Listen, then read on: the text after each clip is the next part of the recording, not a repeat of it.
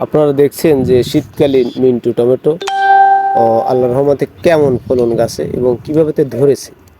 আমরা যদি একটু ক্লোজে দেখাই যে গাছে কোনো ফাঁক নাই।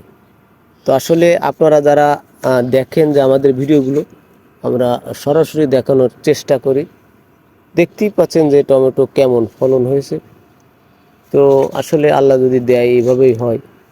আমরাও চাই যে আপনারা আমাদের ভিডিওগুলো দেখে অনর্থক বসে না থেকে আপনারাও চাষ করবেন এবং কীভাবে চাষ করবেন আমরা আসলে ভিডিওর মাধ্যমে বলে থাকি যে এক হাতের মাথায় অনেকে ফুটও বোঝে না, সেই জন্য আমাদের সমস্যা হয়।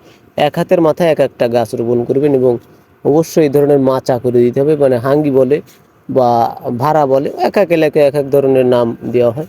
তো দেখছেন যে আমরা কিন্তু এই গাছের পাতাগুলোকে ছেটে দিছি অলরেডি।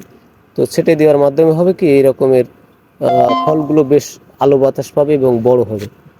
তো দুই দিকে টমেটো গাছ আপনারা দেখছেন। তো চেষ্টা করলে আপনারাও এই ধরনের পদ্ধতিতে চাষ করতে পারবেন।